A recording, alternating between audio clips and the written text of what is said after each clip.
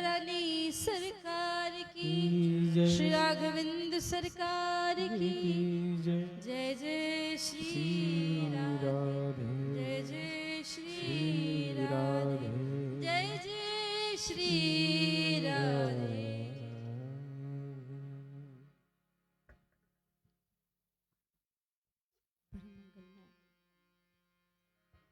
परात्पर अखिलेश्वर अकारण करुणा अरुणालय भगवान श्री बाल कृष्ण लाल की वांग में प्रतिमूर्ति श्री भागवत महापुराण कल कल निलादनी, सारे दुखों को हरने वाली, जिनके जल की शीतलता से बड़े पाप रोग द्वेष सब नाश हो जाए, मां नर्मदा के चरणों में कोटि कोटि प्रणाम। श्री भगवान नर्मदेश्वर भोलेनाथ भूत भावन जगदाखिलेश्वर, सारे दुखों को हरने वाले भगवान भूत भावन भोलेनाथ के चरणों में कोटि कोटि प्रणाम। विराजमान सभी प्रभु के भक्तों, वात्सल्य में, स्नेह में, करुणा में, मातृशक्ति, आप सभी लोगों के हृदय में विराजमान प्रभु के चरणों में कोटि कोटि प्रणाम वंदन। लाइव के माध्यम से भी देख रहे सभी प्रभु भक्तों को मेरा प्रणाम। जय श्री कृष्ण। आज कथा का द्वितीय दिवस है, क्योंकि कल समय थोड़ा सा समय अभाव था और कथा समय से प्रारंभ नहीं हो पाई थी, तो थोड़ी देर ही कथा हुई। आज थोड़ी देर हम प्रयास करेंगे कि हम कथाओं के कुछ प्रसंगों को पूर्ण करें और साथ में कथा के मर्म को भी समझें। भारतीय ऋषि मुनि किसी भी ग्रंथ को पहले सुनाते थे तो उस ग्रंथ का महत्व सुनाते थे। जब तक हमारे घर में कोई व्यक्ति आया है, हम उसका परिचय ही नहीं जानते तो हमारी उससे प्रीत कैसे बढ़ेगी, हम उसको कैसे समझेंगे।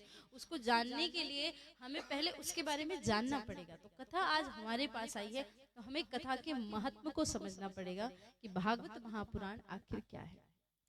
कल हम श्रवण कर रहे थे, सूत जी महाराज शौनक आदि ऋषियों से कहते हैं कि महाराज ये कथा ऐसी वैसी कथा नहीं है। एतस्माद् परम किंचन मनः शुद्धि न विद्यते, जन्मांतरे भवित पुण्यम तदा श्रीमद् भागवतम लभेत। एक जन्म नहीं, जब कई जन्मों के पुण्य उदय होते तब प्रभु की कथा मिलती। और ये कथा ऐसी वैसी कथा नहीं है, बड़े बड़े देवताओं को भी दुर्लभ कथा है महाराज। कैसे? बोले जब सुखदेव जी महाराज राजा परीक्षित को कथा सुना रहे थे और ये सूचना देवताओं को मिली, तो सारे देवता अमृत से भरा हुआ कलश लेकर के सुखदेव जी महाराज के पास गए। जब अमृत का कलश लेकर के गए तो सुखदेव जी ने कहा, कहिए हम आपकी क्या सेवा कर सकते हैं। देवताओं ने कहा, महाराज हमने सुना है परीक्षित को 7वें दिन श्राप मिला है तक्षक दशे का। बोले हाँ, तो हम ये अमृत उनके लिए लेकर के आए हैं, ये आप उन्हें पिला दो। फिर एक क्या 1000 तक्षक एक साथ डसे तो भी परीक्षित का कोई बाल बांका नहीं कर सकता। सुखदेव जी महाराज को ये बात पता थी कि स्वकार्य कुशलः सुरा, देवता सिर्फ अपना काम बनाने के लिए कुशल है। तो ये इतना बड़ा अमृत का कलश कभी सपने में भी किसी को ना दे जो लेकर के आए हैं। तो क्यों लेकर के आए हैं, आखिर कुछ ना कुछ तो कारण होगा। अब पूछा उन्होंने कि महाराज कुछ इसके पीछे आपका कारण है, आप कुछ चाहते? बोले बस महाराज बहुत छोटी सी चीज चाहते हैं। बोले क्या? बोले बस विनिमय कर लीजिए, अदला बदली कर लीजिए। बोले क्या? बोले एवं विनिमय जातो सुधारज्ञ प्रपीयताम प्रपश्यामो वयम सर्वे श्रीमद् भागवतामृतम। आपने उनको अमृत दे दिया, अब वो अमर हो गए, अब उनको कथा सुनाने की जरूरत नहीं है। इसके बदले में ये कथामृत आप हमें बैठ करके पान करा। सुखदेव जी महाराज ने ललकारते हुए कहा, क्रोध में आकर के, कि तुम्हें शर्म भी आती है, तुम एक तुच्छ सी चीज लेकर के श्रीमद् भागवत महापुराण का विनिमय अदला बदली करने आए हो। क्वा सुधा क्वा कथालोकी क्वा काचा क्वा मणि महान ब्रह्मरातो विचार एवं तदा देवाच्य हासा। हमारे शेखर भैया ज्वेलर्स हैं, तो आपको पता होगा कि आपके पास कोई कांच लेकर के आए और आपके यहाँ कोई हीरा रखा हुआ है और आपसे कहे कि भैया आप ये कांच ले लो और उसके बदले में हमें वो हीरा दे दो, आप दे दोगे? क्योंकि आपको उसकी कीमत पता है। भागवत महापुराण एक मणि की तरह है और अमृत की तुलना यहाँ पे एक कांच से कर दी गई है। क्वा सुधा क्वा कथा लोकी क्वा काचा क्वांग मणि महान, कहाँ विशाल मणि और कहाँ तुच्छ तुम्हारा ये अमृत। श्रीमद् भागवत महापुराण की कथा ऐसे सबको नहीं मिलती। जैसे ही देवताओं को कहा, देवता बड़े दुखी हो गए, देवता बड़े परेशान हो गए, देवता रोने लगे। रोते रोते रोते रोते ब्रह्मा बाबा के पास गए। ब्रह्मा बाबा से कहा, ब्रह्मा बाबा, पृथ्वी में मानवों को कथाओं का अधिकार प्राप्त है, हमको तो कथा ही नहीं मिली, हमको तो वहां से भगा दिया गया। ब्रह्मा बाबा ने कहा, अभी तुम शांत रहो, अभी तुम शांति से बैठ जाओ। 7 दिन बाद देखते हैं इस कथा से होता क्या है। जब परीक्षित को मोक्ष मिला तो धाता अभी विस्मित, ब्रह्मा बाबा भी विस्मित हो गए। और ब्रह्मा बाबा ने कहा, चलो एक काम करते हैं, एक बार देख ही लेते कि भागवत जी में कितनी शक्ति है। तो सत्यलोक के तुलाबद्ध, सत्यलोक में तराजू बांधा, एक तरफ सारे मोक्ष के साधनों को रखा, दूसरी तरफ श्रीमद् भागवत महापुराण को रखा। श्रीमद् भागवत महापुराण का पल्ला महाराज सबसे भारी था। देख करके विधाता विस्मित हो गए और कहा, लघुन्यन्यानि जातानि गौरवेण इदं महत्, तदा ऋषि गणः सर्वे विस्मयं परमं ययुः। सब विस्मित होकर के श्रीमद् भागवत महापुराण को साष्टांग प्रणाम करके जय जय घोष करते हैं। बोले भागवत भगवान की जय। तो सोचो, जिस कथाओं को भी देवताओं को दुर्लभ कर दिया गया, देवताओं को भी जो कथा नहीं मिली, वो कथा हमें मिल रही है। और हम उस कथा, वो भी इतने शांत वातावरण में। वो तो जय हो महाराज, कोरोना की नहीं तो सोशल डिस्टेंसिंग के चक्कर में हम ऐसे कथा कर रहे हैं। भैया हमारे कहते कि दीदी, अगर अभी ये कोई नॉर्मल समय में कथा होती और शहर में हम कथा करते तो महाराज लोगों को बैठाने की जगह मुश्किल हो जाती। पर ठीक है, जो होता है वो सही होता है, भगवान की कृपा है। हम तो कभी ये नहीं सोचते कि हाय मेरे भगवान क्या कर दिया, ये कहां से कोरोना आ गया, क्या हो गया, वो हो गया। अरे विधाता ने हर चीज के पीछे कुछ ना कुछ सोच करके रखा है ना। ये मत, शिकायत वाले लोग महाराज बड़े मिलते हैं, हर वक्त शिकायत करते रहे। थोड़ा समभाव में रहना सीख लो। सुख दे या दुख दे तेरी है मर्जी, भगवान की एक बार मर्जी के हिसाब से जीना सीख जाओ। ठाकुर की मर्जी के हिसाब से जीना सीख जाओगे तो बड़ी प्रसन्नता मिलेगी, बड़ा ये उसी की तो मर्जी है। नहीं तो 5 दिन पहले तक आपको क्या पता था कि यहाँ पे बैठ करके आप भगवान की कथा सुनोगे। वो जो देता है वो बहुत बढ़िया देता है, आप उसके देने पे कभी भी संदेह मत रखना। वो तो सबसे बेहतर देता है, सबसे अच्छा देता है। इस दुनिया में एक परमात्मा ही है जिसको सबका लेखा जोखा पता है। वो चाहता है, वो जानता है कि जिस समय, मैंने कल भी कहा था कि भगवान ने इस बगीचे को जंगल नहीं बनने दिया। उसको अगर लगा इस व्यक्ति की समाज में आवश्यकता नहीं है, उसको ऊपर बुला लिया, अपने पास बुला लिया। व्यक्ति को सोच के समझ के, जिसकी कितनी आयु है, किसको कितना देना है, किसके साथ कैसा करना है, किसको कितनी परीक्षा लेना है, ये सब विधाता को पता। इसलिए थोड़ा सा शांति से बैठ करके चलते रहने देना चाहिए। वो जो करता है वो बढ़िया ही करता है। महाराज सूजी महाराज कहते हैं कि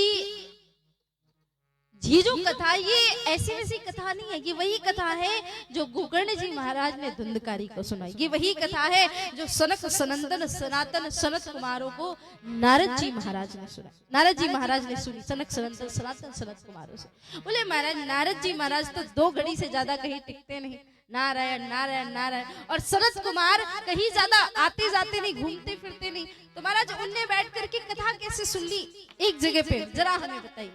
तो बोले एक बार की बात है, एकदा ही विशालायाम, विशालायाम माने विशालापुरी, बद्रीनाथ धाम, धरती का साक्षात स्वर्ग। बद्रीनाथ धाम में भगवान की आराधना करते हुए चारों भैया ब्रह्मा जी के मानस पुत्र सनक सनंदन सनातन सनत कुमार बैठे थे। और उधर से नारद जी महाराज गुजरे। नारद जी महाराज व्याकुल हैं, परेशान हैं, दुखी हैं, कष्ट में हैं, तकलीफ में हैं, जा रहे हैं वहां से। सनकादियों ने रोका, महाराज क्या हुआ, आप इतने परेशान, इतने विचलित, इतने व्याकुल क्यों हैं? आप मेरे भाई हैं, हमें बताइए, क्या हम आपकी समस्या का समाधान कर सकते हैं? बोले बिल्कुल महाराज, आप ही तो कर सकते हैं। क्या हुआ बताइए? बोले मैं पृथ्वी को सर्वोत्तम लोक समझ करके पृथ्वी में विचरण करने गया था। आप लोगों को शायद पता ना हो, पर पूरी दुनिया में, पूरे चाहे ऊपर के अतल वितल सुतल महातल रसातल, नीचे के जितने हो, ऊपर के जितने जनलोक महलोक तपलोक सत्यलोक हो, ये ऊपर नीचे की जितनी प्रकृति है उसमें से सर्वश्रेष्ठ पृथ्वी लोक को माना गया है, क्योंकि यही वो धरती है जहाँ दान पुण्य कर्म इत्यादि करने के बाद प्रभु की प्राप्ति बड़ी आसानी से हो जाती है। हमें ऐसा लगता है स्वर्ग में व्यक्ति जाता है उसके तो बड़े बढ़िया वारे न्यारे हो जाते होंगे, स्वर्ग बड़ी अच्छी जगह नहीं। स्वर्ग तो वो है जहाँ पे सुख सुविधाएं मिलेगी, लेकिन प्रभु नाम की ऐसी सुंदर दिव्य कथा वहां भी मिलने वाली नहीं है।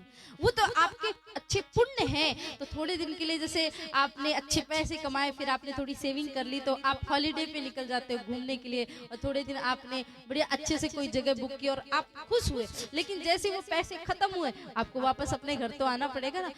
स्वर्ग भी बिल्कुल वैसा ही प्रलोभन है। पुण्य छीने मृत्यु लोके विशंति, वापस पुण्य छीन हुए वापस से इसी धरती पे आपको धकेल दिया जाएगा, और फिर वही कुकर शुकर की जिंदगी।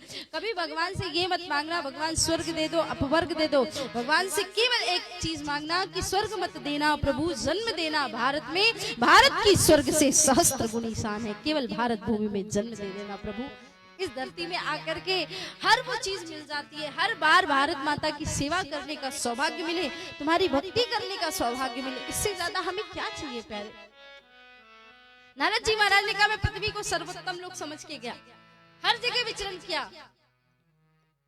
अहम तु पृथ्वीया तो ज्ञात्वा सर्वोत्तमामिति, पुष्करम च प्रयागम च काशीं गोदावरीं तथा हरिक्षेत्रम कुरुक्षेत्रम श्रीरंगम सेतुबंधनम एवमादिषु तीर्थेषु ब्रह्मानेतस्तथा। मैं पृथ्वी को सर्वोत्तम लोक समझ के पृथ्वी में विचरण करने गया। गंगा गोदावरी हरिक्षेत्र कुरुक्षेत्र श्रीरंग सेतुबंधन रामेश्वरम हर जगह गया। नारद जी ने कहा मेरे मन को कहीं शांति नहीं मिली, क्योंकि कलियुगी जीवों ने तीर्थों को भी नहीं छोड़ा, हर जगह भ्रष्टाचार पापाचार दुराचार, बड़ा दुख हुआ। संतों के यहाँ गया महाराज, संतों के यहाँ भी बड़ी दुख बड़ी तकलीफ, वही भाव चल रहा। क्षमा करना, हम लोगों ने गलत जज करना शुरू कर दिया। संत माने त्रिपुंड लगाने को या भगवा वस्त्र पहनने को संत नहीं कहते। 2 मिनट में आपको बता देती हूँ कि संत क्या होता है, संत किसे कहते हैं। संत जो हृदय का होता है, जो हृदय से साफ होता है, जो हृदय से निर्मल होता है, साधु चरित शुभ चरित कपासु, निरस विशद गुण मैं फल जासु, जिसके अंदर सबके प्रति समान भाव हो।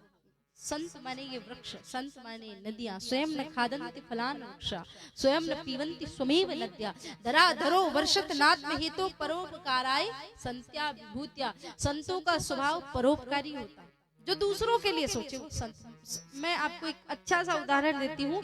आपका एक छोटा सा बच्चा है, आपका बच्चा है 5 साल का 7 साल का 10 साल का, आपका वो 10 साल का बच्चा रोज स्कूल जाता है, आप उसको बढ़िया से तैयार करते हो, उसका बैग देते हो, उसका टिफिन देते हो, उसके बोतल में पानी देते हो, बस में बिठाते हो। जैसे आपका बच्चा बस में बैठता है, स्कूल के सामने उतरता है, अब आपका बच्चा स्कूल के अंदर ना घुस के बिल्कुल स्कूल के सामने जाता है और देखता है कि एक भिखारी है जो 2 दिन से भूखा बैठा है, बिना ये विचार किए कि वो लंच में क्या खाएगा, वो भूख लगेगी तो क्या खाएगा, तुरंत अगर अपने टिफिन का सारा भोजन निकाल के उस भिखारी को खिला देता है, उस भूखे व्यक्ति को खिला देता है, तो आपका 10 साल का बच्चा भी संत हो सकता है। हमने संत का नाम तो मैंने कपड़े ही रख दिए, वेशभूषा ही रख दी। संत वेशभूषा से नहीं होते, संत किसी संप्रदाय का नाम नहीं होता, संत एक स्वभाव का नाम होता है, संत हृदय का नाम होता है। तो हृदय हमारा संत की तरह ही होना चाहिए। हमारे हृदय में कुछ ऐसा भाव होना चाहिए कि सबके प्रति मैत्री, सबके प्रति करुणा। भागवत महापुराण में लिखा है तितिक्षया करुणया मैत्र्या च अखिल जंतुषु समत्वम न च सर्वात्मा भगवान संप्रसीदति। जिसके मन में तितिक्षु करुणा प्रेम ममता की भावना नहीं है, भगवान उससे कभी प्रसन्न नहीं होते। हम अपने घर वालों को बड़े प्रेम से ट्रीट करते हैं, लेकिन हमारे आसपास के लोग, हमारे साथ काम करने वाले लोगों के ऊपर हम पूरा दिन खींचते रहे, चिल्लाते रहे, उनको हम बिना विचार किए, बिना सोचे समझे कि प्यारे। सुबह सुबह जिस मंदिर में जाकर के जिस मूर्ति के सामने नाक रगड़ते हो, वो मूर्ति किसी मनुष्य ने बनाई है, किसी कारीगर ने बनाई है। लेकिन ये मूर्तियां किसने बनाई? साक्षात स्वयं परमात्मा ने बनाई। परमात्मा को भी लगता होगा, देखो अपनी बनाई हुई मूर्तियों से तो प्रेम करता है, मेरी बनाई हुई मूर्तियों से नफरत करता है, ईर्ष्या करता है, द्वेष करता है। अगर सबके प्रति मैत्री और करुणा का भाव आ गया तो भगवान हमसे प्रसन्न हो जाएंगे, और वही सच्चा व्यक्ति संत कहलाने के लायक। संत वही होता है, संत का स्वरूप है ये। नारद जी महाराज ने कहा, मेरा मन बड़ा व्याकुल हुआ, संतों के यहाँ भी नहीं लगा तो मैं गृहस्थियों के यहाँ गया। गृहस्थियों के यहाँ तो महाराज जय जय, क्या ही कहना। सुबह तो लड़ाई, शाम को लड़ाई, पति पत्नी के लिए, बेटा माँ का नहीं, माँ बेटे के लिए, कोई किसी का नहीं, सब लड़ाई झगड़ा, लड़ाई झगड़ा, लड़ाई झगड़ा, पूरा दिन गृह कलह, क्लेश, दुख, दारिद्र, तकलीफें। आप लोगों की बात नहीं करो, आप लोग तो बहुत अच्छे हो, मैं तो दूसरी जगह की बात। हाँ? आप लोग तो बिल्कुल लड़ाई नहीं करते होंगे। हाँ? वैसे अगर ये बोल दो कि गृहस्थ जीवन में लड़ाई नहीं होती तो महाराज इससे बड़ा झूठ तो कुछ हो ही नहीं सकता है। और वो थोड़ा बहुत प्यार में लड़ाई झगड़ा अच्छा भी लगता है। अब एकदम इंसान अगर लड़ाई ही ना करे तो ये सोचेंगे कि भाई ये तो या तो ये नाटक कर रहा है ना, या तो भाई भगवान ही मुझे मिल गया, और इस धरती में भगवान का मिलना तो असंभव ही समझ लो। तो थोड़ा बहुत झगड़ा चला, पर पूरा दिन महाराज कई लोग तो बहुत ही लड़ते हैं, बहुत ही ज्यादा लड़ते हैं। एक बार क्या हुआ, हमारी एक जगह कथा चल रही थी, हम रुके थे नीचे कमरे में, पति पत्नी रुके थे ऊपर वाले कमरे में। अब रात के 2:30-3 बजे बहुत जोर जोर से आवाजें आने लगी, चिल्लाने लगे आपस में। मैंने कहा हे राम क्या करूं, तो मैं सीढ़ियां ना घर के बाहर से थी, तो मैं घर के बाहर से घुस के ऊपर गई, देखा आस पास के पड़ोसी खिड़कियां खोल खोल के देख रहे क्या हो रहा है, क्या हो रहा है, क्या। मैं उनके कमरे में गई, मैंने कहा तुम लोगों को शर्म नहीं आती, रात के 2:30-3 बज रहे हैं, तुम लोग लड़ाई कर रहे हो। तो पति पत्नी ने कहा, साध्वी जी आपको पता नहीं, ये 4 दिन की आयु नहीं मुझ पे हुक्म चलाती है। पत्नी कहती नहीं नहीं मैं जो कहूंगी वही होगा। मैंने कहा बताओ तो सही क्या कह रहे हो, क्या होना चाहिए। पत्नी कहती मेरे पूरे मायके वाले सब इंजीनियर है तो मेरा बेटा भी इंजीनियर ही बनेगा। पति कहता नहीं नहीं मैं वकील हूँ तो मेरा बेटा वकील ही बनेगा। पत्नी कहती नहीं नहीं इंजीनियर, पति कहता नहीं नहीं वकील। मैंने कहा चुप करो तुम लोग, एक काम करो पहले बच्चे को बुलाते, उससे तो पूछते वो क्या बनना चाहता है। तो दोनों ने सिर झुका लिया। मैंने कहा क्या बात है, बोले बच्चा तो अभी आया नहीं, 3 महीने का पेट में। मैंने कहा सत्यानाश हो तुम्हारा, 3 महीने का बच्चा पेट में, वो भी हाँ आया नहीं अभी, उसके लिए अभी रात के 2:30-3 बजे लड़ रहे हो। हाँ ऐसे मतलब पति पत्नी को लड़ने के लिए किसी भी टॉपिक की आवश्यकता नहीं होती, वो जा सकती है, उनको बहुत अच्छे से पता है। नारद जी महाराज ने कहा तरुणी प्रभुता गे शाल को बुद्धिदायक कन्या विक्रेणो लोभात दंपति नाम चकलकनम। बड़ी तकलीफ है महाराज, कहीं दहेज की आग में दुल्हन को मेहंदी रचाना पड़ता है, कहीं कन्या का क्रय विक्रय हो रहा है, कहीं बूढ़े माँ बाप को घर से निकाल दिया है।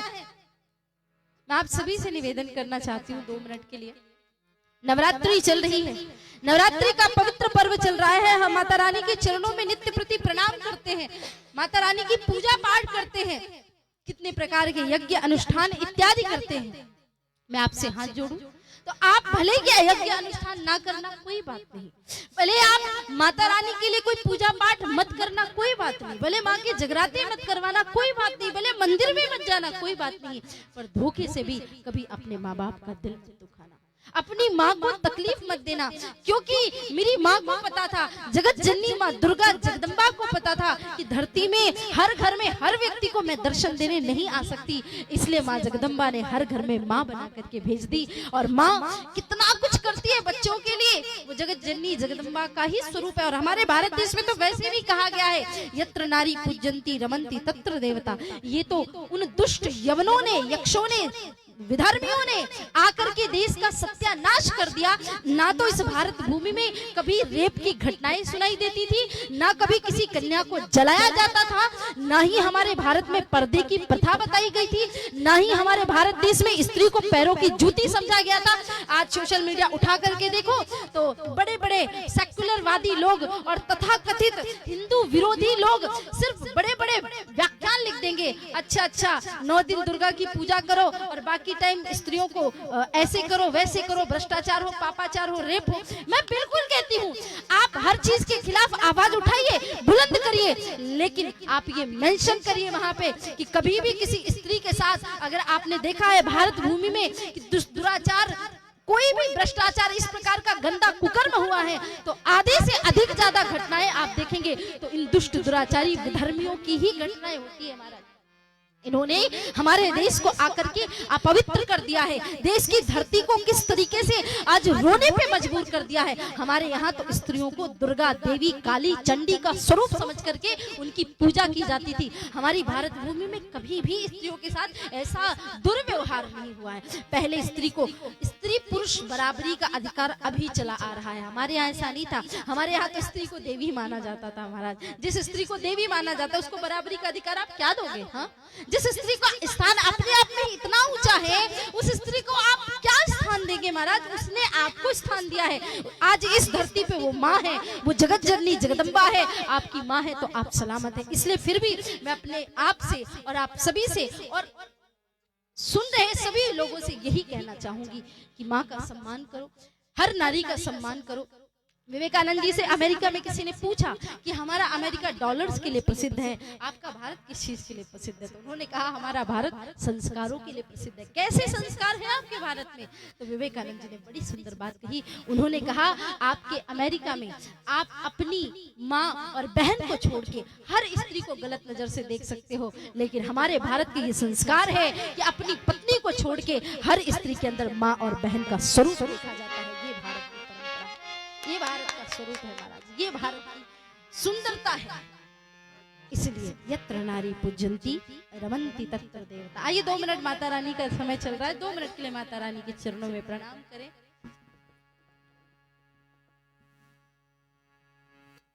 बड़े भाव से, बड़े प्रेम से माँ के चरणों में प्रणाम करते हुए सभी लोग मेरे साथ बोलेंगे। सर्वमंगल मांगल्ये शिवे सर्वार्थ साधिके शरण्ये त्र्यंबके गौरी नारायणी नमोस्तुते। माता रानी का दीदार करने के बाद लोगों को कैसा लगता है, कैसा प्रतीत होता है? ये वक्त अपनी भावनाएं व्यक्त करते हुए कहता है, माँ तेरा दीदार काफी है, तेरा दीदार काफी है, तेरा दीदार काफी है। जगत के रंग क्या देखूं, जगत के रंग क्या देखूं, तेरा दीदार काफी है। जगत के रंग, दोनों हाथ उठा के तालियों की सेवा करते जय हो। तेरा दीदार काफी है। करूं मैं प्यार किस किस से, करूं मैं प्यार किस किस से, तेरा एक प्यार काफी है। करूं मैं प्यार किस किस से, तेरा दीदार काफी है।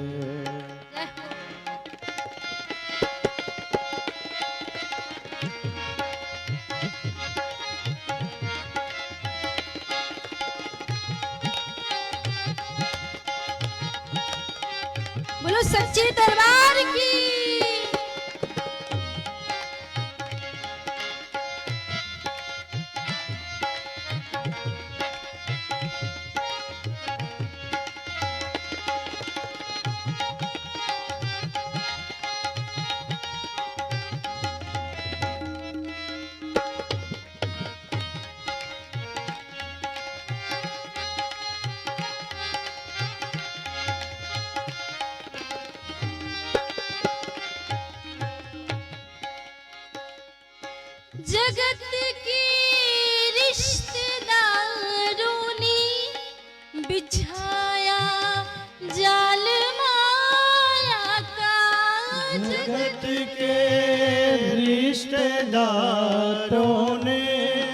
बिछाया जाल माया का। जगत के रिश्तेदारों ने बिछाया जाल माया का। जगत के रिश्तेदारों ने बिछाया जाल माया का। बिछाया जाल माया का। बिछाया जाल माया का। तेरे भक्तों से हो प्रीति। तेरे भक्तों से हो प्रीति। तेरा परिवार काफी है। तेरे भक्तों से हो प्रीति।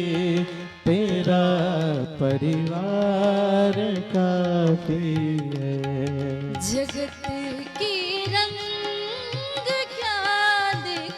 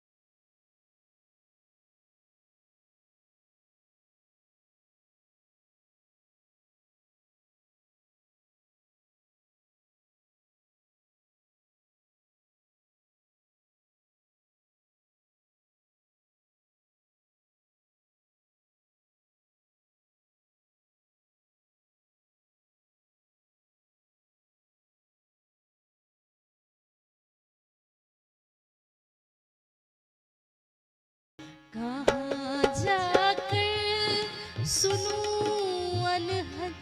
कहाँ जाकर सुनो अनहद। तेरी झनकार काफी है। कहाँ जाकर सुनो अनहद।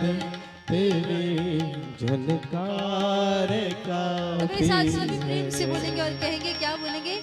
प्रेम से बोलो, जय माता दी। सारे बोलो, जय माता दी। मिलकर बोलो, जय माता दी। शेरों वाली, जय माता दी। लाटा वाली, जय माता दी। जोता वाली, जय माता दी। जय माता दी, जय माता दी। जय माता दी, जय माता दी। जय माता दी, जय माता दी। जय माता दी, जय माता दी। जय माता दी, जय माता दी, जय माता दी, जय माता दी, जय माता दी, जय माता दी, जय माता दी, जय माता दी, जय माता दी, जय माता दी, जय माता दी, जय माता दी, जय माता दी, जय माता दी, जय माता दी, जय माता दी। बोलो सच्चे दरबार की, जोता वाली मैया की, शारदा मैया की।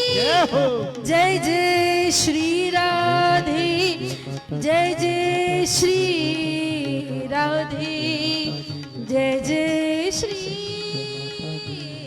राधे। जगत की रंग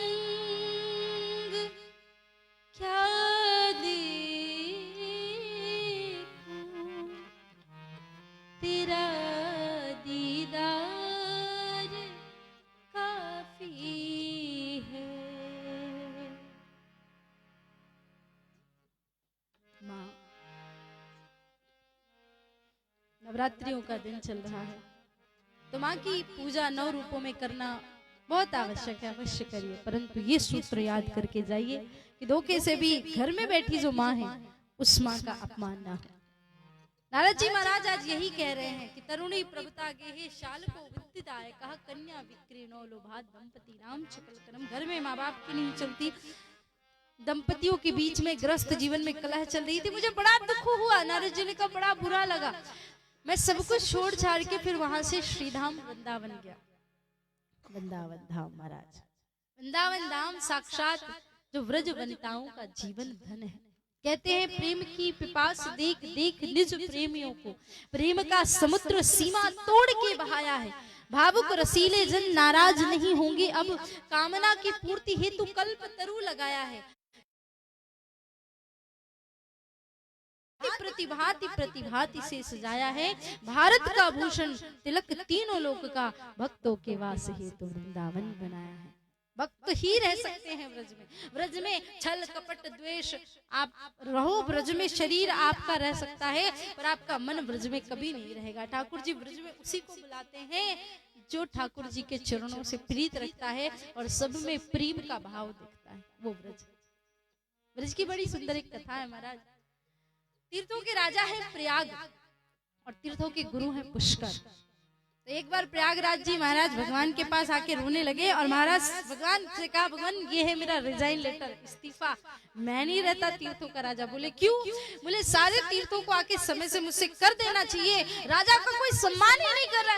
बोले महाराज ये क्या बात हुई, कौन आपको तीर्थ, कौन सा तीर्थ कर नहीं देता, आके जरा बताइए। प्रयागराज जी ने कहा सारे तीर्थ समय पे आके कर दे जाते हैं महाराज, छोटा सा वृंदावन कभी कर नहीं देता मुझे। भगवान ने कहा प्रयागराज जी मैंने आपको तीर्थों का राजा बनाया है, अपने घर का राजा नहीं बनाया है। वृंदावन धाम तो साक्षात मेरा घर है। हाँ, जहाँ ठाकुर साक्षात निवास करते हैं तो मुझसे वहां से कर लोगे, ऐसा है वृंदावन धाम। जिस जगह पे जाकर के व्यक्ति, देखो टेढ़ी चीज में जल्दी से कोई चीज घुसती नहीं और घुस जाए तो फिर कभी निकलती नहीं है। मेरे ठाकुर बड़े टेढ़े हैं, जल्दी किसी को अपने पास बुलाते नहीं। एक बार वृंदावन कोई चला गया ना महाराज, फिर जिंदगी में उसके मोह से कोई निकल जाए तो मैं नाम बदल दूं। इतना प्रेम है ठाकुर के अंदर, दिल खोल करके लुटाते हैं जो भी ब्रज में जाता है। नारद जी महाराज जैसे ही ब्रज में गए उनके मन को परम शांति मिली, खुश हो गए, सारी जितनी थकावट थी सब दूर हो गई। यमुना जी में स्नान किया, स्नान करके बाहर निकले ही थे, देखा एक स्त्री बिलख बिलख कर रो रही है, उसके पास सैकड़ों स्त्रियां खड़ी है, दो वृद्ध पुरुष लेटे हैं। नारद जी को लगा शायद इन वृद्ध पुरुषों की तबीयत खराब होगी, जरा पूछूं कौन है। थोड़ी दूर गए, फिर सोचा यहाँ पे तो एक भी पुरुष नहीं है, दो है वो भी मूर्छित, कैसे जाऊं। माताओं का कोई भरोसा नहीं होता, कब उनका दिमाग खराब हो जाए, कब क्या बोल दे पता ही नहीं चलता। मैं जाऊं और कह दे कि माता जी कोई कह दे कि माता जी की कोई तकलीफ है तो महाराज वो हमारी है, तुमको क्या लेना देना, हम स्त्रियां हम आपस में कर लेंगे। नारद जी ने कहा जाऊं तो तकलीफ, ना जाऊं तो मेरे मन को कष्ट होगा। नारद जी ने थोड़ा सोचा, फिर वापस लौटने लगे तो पीछे से उस स्त्री ने नारद जी को आवाज लगाई, भो भो साधो क्षणं तिष्ठ मच्चिंतामपि नाशय दर्शनव तव लोकस्य सर्वथा हरम परम। हे साधु क्षण पर रुकिए, मेरी चिंता का नाश करिए। नारद जी को थोड़ा सा संबल आया, उन्होंने पूछा देवी तुम कौन हो, क्यों विलाप कर रही हो, ये सैकड़ों स्त्रियां कौन है, ये तो वृद्ध पुरुष लेटे हैं, ये कौन है। उस स्त्री ने अपना परिचय दिया, अहम भक्ति ऋतिख्याता इमो में तनियो मतो ज्ञान वैराग्य नामानो काल योगेन जर्जरा। मेरा नाम भक्ति है। दो वृद्ध पुरुष लेटे हैं, ये मेरे पुत्र है ज्ञान और वैराग्य। और जो सैकड़ों स्त्रियां आप देख रहे हैं ना, गंगा जमुना गोदावरी, ये सब नदियां हैं मेरी सेवा की। पर महाराज ऐसी देवियों की सेवित होते हुए भी मैं प्रसन्न नहीं। आपको पता है मैं कहां से निकली, कैसे मेरा प्रादुर्भाव हुआ। उत्पन्ना द्रविड़े सा, मैं द्रविड़ देश में उत्पन्न हुई। वृद्धिम कर्नाटकी गता, मैं कर्नाटक में बढ़ी। क्वाचिन क्वाचिन महाराष्ट्र, महाराष्ट्र में मेरा बड़ा सम्मान हुआ, बढ़ी में बहुत। लेकिन गुर्जरी जीर्णतांगता, गुजरात में आके मैं बूढ़ी हो गई, मेरे पुत्र भी बूढ़े हो। फिर वृंदावन पुनः प्राप्य नवीन स्वरूपणी, वृंदावन आई में तो मेरा तो स्वरूप नवीन हो गया, तरुण हो गया, लेकिन मेरे पुत्र अभी भी बूढ़े के बूढ़े रह गए। अब कौन सी माँ होगी जो ये चाहेगी कि माँ जवान रहे बेटे बूढ़े हो जाए। अतः सोचा विचात्मानं विस्मया विष्टमानसा, ये मेरी चिंता का कारण है। मेरे पुत्रों की मूर्छा को दूर करिए, मुझे बूढ़ा कर दीजिए, मुझे कष्ट दे दीजिए, मेरे पुत्रों को सुख प्रदान करिए महाराज। नारद जी महाराज ने ज्ञान वैराग्य के कान में गीता का पाठ शुरू किया। गीता पाठन मुहुर्मुहुर, ज्ञान वैराग्य को थोड़ा होश आया, फिर मूर्छित हो गए। महाभारत सुना दी, वेदों को सुना दिया, उपनिषदों को सुना दिया, 17 पुराणों को सुना दिया, बहुत सारे धर्म ग्रंथ सुना दिए। ज्ञान वैराग्य को थोड़ा बहुत होश आता, फिर मूर्छित हो जाते। नारद जी बड़े दुखी हुए। आकाशवाणी हुई, नारद जी सत्कर्म करना पड़ेगा। नारद जी भक्ति देवी को आश्वासन देकर के चले गए। हर एक संत के पास गए, महाराज वो कौन सा सत्कर्म है जो आकाशवाणी ने बताया, मुझे बताइए, मैं ज्ञान वैराग्य के लिए करूंगा वो। लेकिन कोई भी नहीं माना, कोई भी कुछ नहीं बताया किसी ने। तब नारद जी उदास होके अब सोचा मैं बद्रिकाश्रम जाऊंगा, भगवान की तपस्या करूंगा और भगवान से ही कहूंगा कि कोई उपाय बताओ। नारद जी बद्रिकाश्रम गए और वहां उनका मिलन सनक सनंदन सनातन सनत कुमारों से हुआ। सनत कुमारों से कहा अब आप ही बता दो कि वो सत्कर्म क्या है। सनकादियों ने कहा भागवत महापुराण की कथा से उन तीनों को मोक्ष मिलेगा। पर मैंने तो वेद सुना दिए, वेदों का पका हुआ फल श्रीमद् भागवत को कहा गया है। महाभारत सुना दी, पूरी महाभारत की कथाएं ही तो श्रीमद् भागवत महापुराण में। देखो सनकादियों ने बड़े भाव से समझाया कि एक आदमी एक रास्ते से जा रहा था, ठंडी का मौसम था, उसे याद है मैं इस रास्ते से एक बार और पहले गया था, ये आम का पेड़ था, मैंने इसके फल खाए थे, बड़े मीठे आम थे। गया पेड़ के पास, एक भी फल नहीं लगा। सर्दी का मौसम है, गर्मी में फल आते हैं, क्या करूं, फल बड़े मीठे थे, अभी भी खाने का मन करा। तो वो आदमी पेड़ की जड़ से लग करके और जड़ को खाने लगा। महाराज उधर से एक आदमी जा रहा था, ये क्या कर रहा है भाई तू? बोले गर्मी में यहाँ से गुजरा था, आम के फल खाए थे, बड़े मीठे थे, अभी फल नहीं लगे। मैंने सोचा जो फल में रस है वो तो जड़ से ही जाता है, क्यों ना जड़ को खा करके स्वाद लेना चाह रहा हूँ। तो बोले भैया ये बात सही है, फल में जो रस है वो जड़ से ही जाता है, पर जो फल है वो सार है और जो जड़ है वो मूल है। जो स्वाद सार में होता है वो मूल में नहीं होता। उसी प्रकार भागवत महापुराण सभी धर्म ग्रंथों का सार है और सारे धर्म ग्रंथ उसका मूल है। नारद जी महाराज ने कहा मेरे जैसा कोई श्रोता नहीं, आपके जैसा कोई वक्ता नहीं, बस आप ही कृपा कर दो। हरिद्वार के पावन तट पे 4 आसन लग गए, सनक सनंदन सनातन सनत कुमार बैठ गए और उसी समय वहां पर नारद जी बैठे। 3 आसन खाली रख दिया, अदृश्य रूप से भक्ति देवी ज्ञान वैराग्य का आवाहन किया। 7 दिन बड़े भाव से बड़े प्रेम से कथा चली और 7वें दिन जैसे ही कथा का जय जय घोष किया, बोले भक्त वत्सल भगवान की जय जयकार करते ही वहां पे भक्ति देवी ज्ञान वैराग्य प्रकट होते हैं। वेद व्यास जी महाराज लिखते हैं भक्ति सुतौ तो तरुणो गृहीत्वा प्रेमैक रूपा सहसा वदन्ति श्री कृष्ण गोविंद हरे मुरारी नाथेति नामानि मुहुर्वदन्ति। भक्ति देवी ज्ञान वैराग्य पुनः जागृत अवस्था में आ गए। भक्ति देवी के हाथ में वीणा है, ज्ञान वैराग्य के हाथ में मृदंग और करताल है, भगवान का भजन कर रहे हैं। ये आप सुन लो, श्री कृष्ण गोविंद हरे मुरारी हे नाथ नारायण वासुदेवा। इस मंत्र का नित्य प्रति जाप और संकीर्तन करने से, कहते हैं ना कि खरीदते हैं तो हम आप वो देखते हैं कि भाई ये सर्टिफाइड मेडिसिन है कि नहीं, तभी इसको लेंगे, तभी ये हमारे ऊपर अच्छा असर करेगी। तो ये जो संकीर्तन है ये सर्टिफाइड संकीर्तन है, भागवत महापुराण का संकीर्तन है। 100% इसमें आशीर्वाद मिला है। भक्ति देवी ज्ञान वैराग्य के प्रकट होने के बाद साक्षात भगवान प्रकट होकर के सबको दर्शन देते हैं और भगवान ने कहा है कि जो इस संकीर्तन को भाव से प्रेम से गाएगा, भक्ति गोविंद स्वरूप खत्री प्रेमैक धंत्री भवरोग हंती। भवरोग की औषधि है ये, महाराज समझ लो, है ना। इसलिए 2 मिनट बड़े प्यार से मेरे साथ में बोलेंगे सभी, बस 2 मिनट। श्री कृष्ण गोविंद हरे मुरारी हे नाथ नारायण वासुदेव। श्री कृष्ण गोविंद हरे मुरारी हे नाथ नारायण वासुदेव।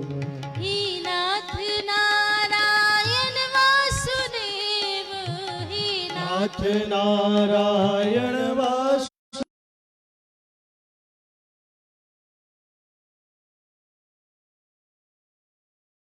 नाथ नारायण वासुदेव। श्री गोविंद हरे मुरारी हे नाथ नारायण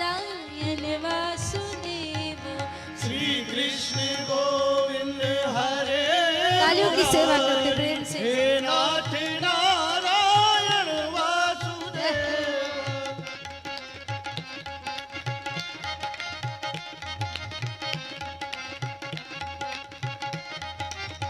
हरि बोल।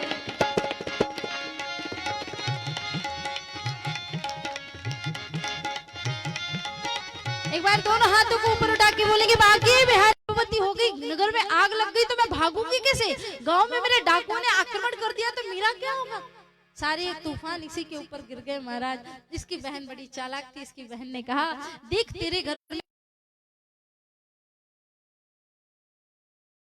12 बच्चे हैं मेरे, लेकिन खाने का एक दाना भी नहीं। तू कहे तो मैं अपने लिए एक बच्चा तेरे लिए करती हूँ और तुझे दे दूंगी, तू मेरे पति को धन दे देना, वो मान जाएंगे। धुंधली देवी ने गर्भवती होने का नाटक किया, ये फल गाय को खिला दिया। समय बीता 9 महीने के बाद उसकी बहन को पुत्र हुआ। आत्मदेव को लाके समर्पित किया। आत्मदेव को लगा मेरे घर में पुत्र हुआ। आत्मदेव बड़े प्रसन्न हुए, सोचा मेरा नाम है आत्मदेव, मेरे पुत्र का नाम होगा परमात्मदेव। धुंधली देवी ने कहा अच्छा बड़े आए तुम नाम रखने वाले, कोई आत्मदेव परमात्मदेव नाम नहीं होगा, मेरा नाम है धुंधली, तो मेरे पुत्र का नाम होगा धुंधकारी। यथा माता तथा पुत्र। हाँ 3 महीने के बाद उस गाय को भी महाराज जिसको फल खिलाया था उसको पुत्र हुआ, बिल्कुल मनुष्य के आकार का, सिर्फ कान जो थे वो गाय के समान थे। लोग आश्चर्यचकित परेशान, अभी तो महाराज आत्मदेव को पुत्र नहीं होता था, अब तो गाय को भी पुत्र हुआ, वो भी मनुष्य के आकार का। सब एक स्वर में बोल उठे, बोले गोकर्ण जी महाराज की नाम।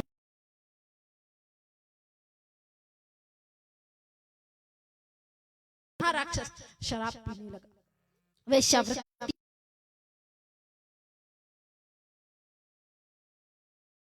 बच्चे से अच्छा तो मैं निसंतान ही रहता तो ज्यादा ठीक रहता। गोकर्ण जी महाराज ने आकर के ज्ञान दिया, पिताजी देहे अस्थिर मांस रुद्रेक्ष अभिमतिम त्यजतं जाया सुता दिखु सदा ममता विमुञ्च पश्चानिशं जगदिदं क्षणभंगनिष्ठं वैराग्य रागदशको भव भक्ति निष्ठा। किसके मुंह में पड़े हो इस देह हाड़ मारने में, जो आज है कल चला जाएगा। जाकर के परमात्मा की भक्ति करो। क्षणभंग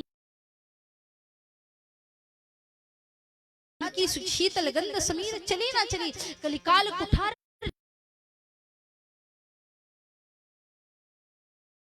ना, फिर अंत समय तो हिली न हिली। ऐसा दिव्य ज्ञान दिया। आत्मदेव तो चले गए जंगल को प्रताड़ित करने लगा। एक दिन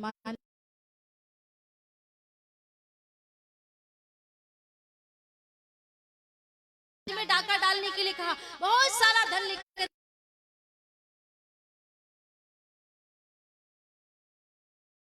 वैश्याएं भी धन लेकर के चली गई। गया जी में श्राद्ध कराया। गोकर्ण जैसे ही सोए दृश्य देखा, चारों तरफ से बुरी बुरी आवाजें आ रही हैं। हाथ में जल लेकर के हवा में छींटा मारा तो आवाज आई, अहम भ्राता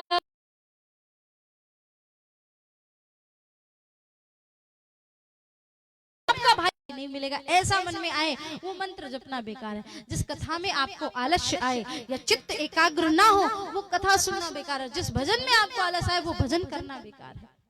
इसलिए जब भी हम मंत्र जाप करें, भजन करें या कथा में बैठे, एकदम निर्लेप भाव से सबको छोड़ छाड़ के बड़े प्रेम से कथा सुननी चाहिए। प्रेम से बोलो श्री राधे। महाराज धुंधकारी ने बड़ी सुंदर यहाँ पे स्तुति की है और धुंधकारी ने कहा, महाराज धन्य भागवती वार्ता प्रेत पीड़ा विनाशिनी क्षमता हो अपि यथा धन्य कृष्ण लोकस्य फल प्रदम। जय जयकार करते हुए धुंधकारी अपने धाम को गया। यहाँ गोकर्ण जी ने फिर से कथा का आयोजन किया। 7 दिन में अब इस बार पूरे गांव ने बड़े ध्यान पूर्वक कथा सुनी और 7वें दिन आकाश मार्ग में विमानों की झड़ी लग गई और एक विमान में स्वयं मेरे भक्त वत्सल भगवान गोकर्ण जी महाराज को लेने के लिए आते हैं। बोले भक्त वत्सल भगवान की जय। अंत में भागवत महापुराण के श्रवण की विधि बताई गई है कि निर्लेप भाव से भगवान की कथा सुननी चाहिए। भोजन का भी विधि विधान बताया गया। बहुत बार कहते उपवास रह की कथा सुननी चाहिए, बहुत बार कहते फल खा के, पहले के जमाने में कहते थे घी पी के कथा सुननी चाहिए। और यहाँ तो महाराज रोटी घी में लगाने के लिए डॉक्टर मना कर रहा है, आप तो घी पी के कथा सुनने की बात। लेकिन कथा में ऐसा कुछ नहीं लिखा। कथा में लिखा है भोजनम तु वरम मन्ये कथा श्रवण कारकम नोपवासो वरह प्रोक्ता कथा विघ्न करो। यदि अगर कथा में विघ्न आए दिन में 4 बार खाओ, लेकिन ऐसा काम करो कि कथा में बस मन लगा रहे। प्रथम स्कंद में सुंदर प्रवेश करते हैं।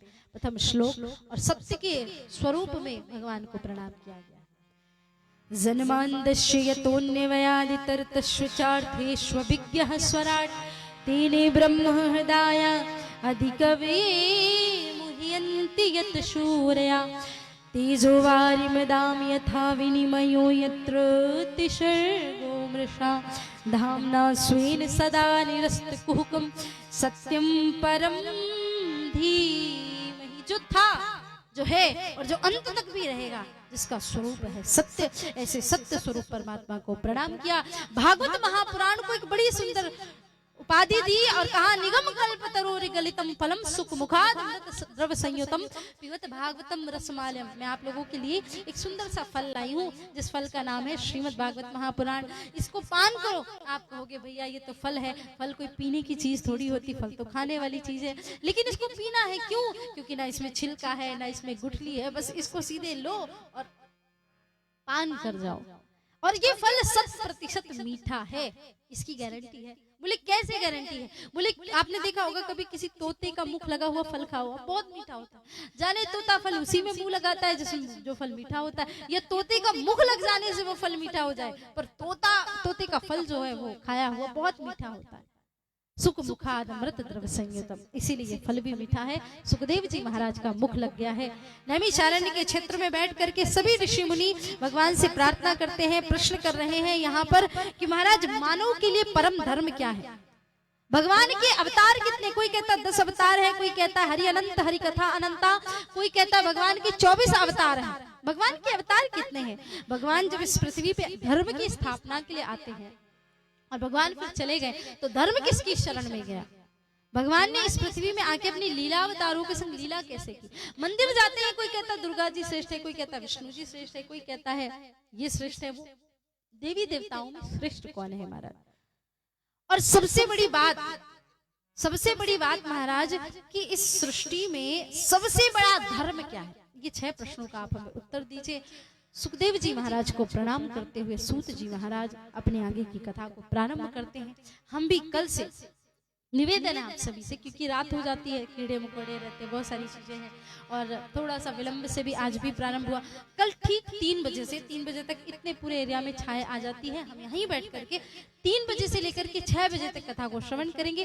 कल भगवान के परम भागवत भक्तों की कथाएं हैं, तो उन भक्तों की कथाओं को श्रवण करने के लिए हमें थोड़ा समय ज्यादा लगेगा, इसलिए कल ठीक समय से हम कथा में पधारे और कथा में ठीक समय से पधार करके प्रभु की कथामृत का रसपान करें।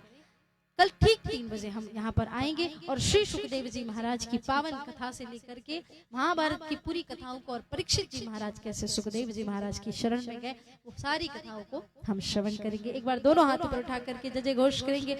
बोले बाल कृष्ण लाल की, राधा रानी सरकार की। आइए 2 मिनट बड़े प्रेम से, बड़े भाव से मिल करके भगवान का नाम स्मरण करें और सभी मेरे साथ में मिल करके गाएंगे। प्रभु की सुंदर सी रूप माधुरी है। देखो भगवान की कथा में जो ताली बजाता है, उसके हाथों की जो दुर्भाग्य की रेखाएं होती है ना, वो सौभाग्य में बदल जाती है। लेकिन जो कथा में बैठे बैठे भी जमाई ले और ताली ना बजाए ना, उसकी बढ़िया वाली रेखा भी गड़बड़ हो जाती है। इसलिए आओ मस्ती में झूमते हुए, तालियों की सेवा करते हुए। ये कहा तो ये भी जाता है, जो प्रभु की कथा में नाचता है उसे 84 लाख योनियों में नाचना नहीं पड़ता। चलो आप देख लो, अगर आपको 84 लाख में नाचना है तो बढ़िया, कोई दिक्कत नहीं, नहीं तो मस्ती में झूमते हुए प्रभु की कथा में भाव से श्रद्धा से मेरे साथ मिलके गाएंगे। सांवरी सूरत पे मोह दिल दीवाना हो गया,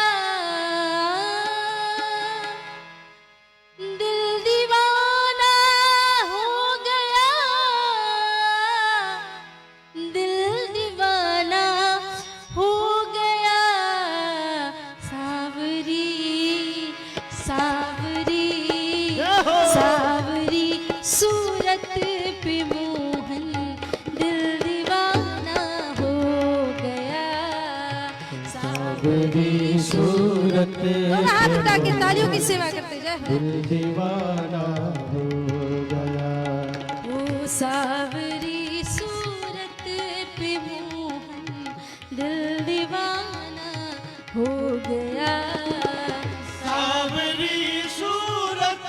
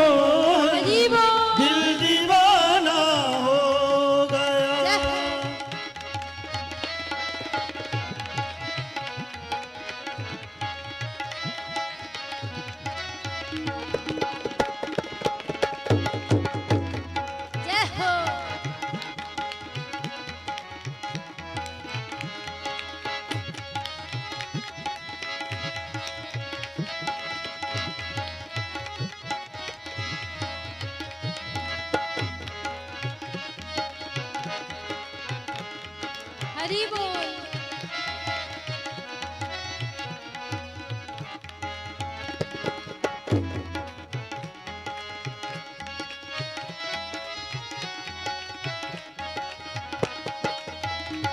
दोनों हाथ उठा के मस्ती में झूमते हुए बांके बिहारी लाल की।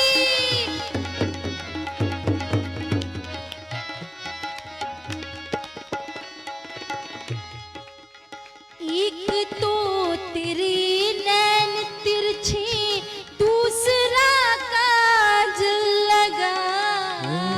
एक तो तेरे नैन तिरछे दूसरा काजल लगा। एक तो तेरे नैन तिरछे दूसरा काजल लगा। एक तो तेरे नैन तिरछे दूसरा काजल लगा।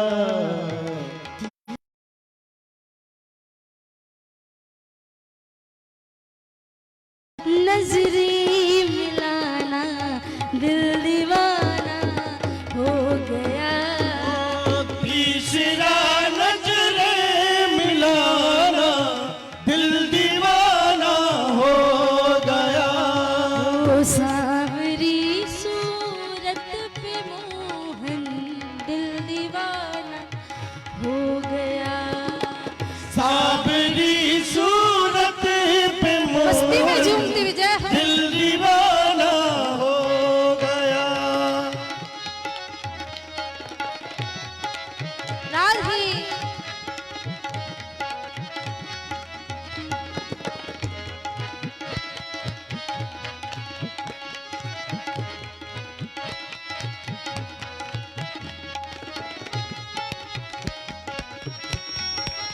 जय हो।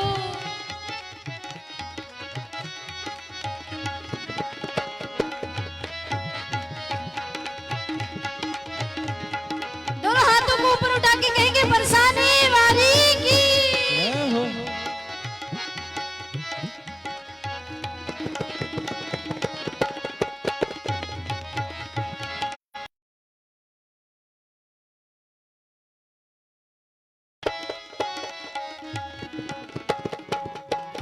एक तो तेरे होठ पतले दूसरा लाली लगी।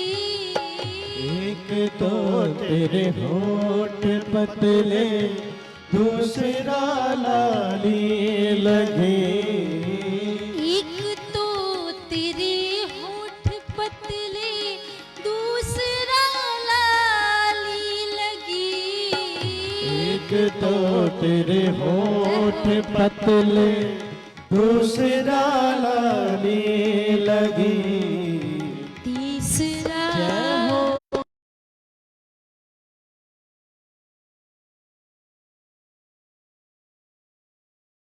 दीवाना हो गया। तीसरा तेरा मुस्कुराना दिल दीवाना हो गया। ओ सांवरी सूरत पे मोहन दिल दीवाना हो गया। साबरी सूरत पे मोहन दिल दीवाना हो गया। साबरी सूरत पे मोहन दिल दीवाना हो गया। साबरी सूरत पे मोहन दिल दीवाना हो गया। दिल दीवाना हो गया। दिल दीवाना हो गया। दिल दीवाना हो गया। दिल दीवाना हो गया। आइए 2 मिनट के लिए बड़े भाव से हम प्रेम से स्तुति करेंगे और उसके तुरंत बाद हम आरती करेंगे। सभी तक बांटते और प्रेम से सभी लोग मेरे साथ में गाएंगे। अधरम मधुरम वदनम मधुरम नयनम मधुरम हसितम मधुरम हृदयम मधुरम गमनं मधुरं मधुराधिपतेरनुग्रहं रखिलं मधुरम् वचनं मधुरं चरितं मधुरं वचनं मधुरं फलितं मधुरम् चलितं मधुरं भ्रमितं मधुरं मधुराधिपतेरखिलं मधुरम् मधुराधिपतेरखिलं मधुरम् वेणुर्मधुरो रेणुर्मधुरा पाणिर्मधुरा पादो मधुरो नित्यं मधुरं सख्यं मधुरं मधुराधिपतेरखिलं मधुरम् मधुराधिपतेरखिलं मधुरम् गीतं मधुरं पीतं मधुरं भोक्तं मधुरं सूक्तं मधुरम् रूपं मधुरं तिलकं मधुरं मधुराधिपतेरखिलं मधुरम् मधुराधिपतेरखिलं मधुरम् कर्णो मधुरं तरणं मधुरं हरणं मधुरं स्मरणं मधुरं वमितं मधुरं शमितं मधुरं मधुराधिपतेरखिलं मधुरम् मधुराधिपतेरखिलं मधुरम् कुञ्जा मधुरा माला मधुरा यमुना मधुरा बीची मधुरा सलिलं मधुरं कमलं मधुरं मधुराधिपतेरखिलं मधुरम् मधुराधिपतेरखिलं मधुरम् गोपी मधुरा लीला मधुरा युक्तं मधुरं मुक्तं मधुरम् दृष्टं मधुरं सृष्टं मधुरं मधुराधिपतेरखिलं मधुरम् मधुराधिपतेरखिलं मधुरम् गोपा मधुरा गावो मधुरा यष्टि मधुरा सृष्टि मधुरा दलितं मधुरं फलितं मधुरं मधुराधिपतेरखिलं मधुरम् मधुराधिपतेरखिलं मधुरम् ओ मधुराधिपतेरखिलं मधुरम् मधुराधिपतेरखिलं मधुरम् बोले बांके बिहारी लाल की जय। श्री राधा रानी सरकार की जय। श्री भागवत भगवान की श्री नर्मदा मैया की जय जय श्री राधे। सभी अपने स्थान पे खड़े हो जाए। आरती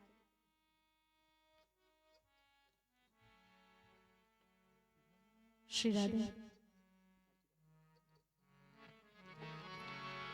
ओम चंद्रमा मनसोजा चक्षुः भूर्भुवजायत श्रोत्राद्वायुष प्राणस्य मुखादिर्निरजायत। आरती गाऊं प्यारे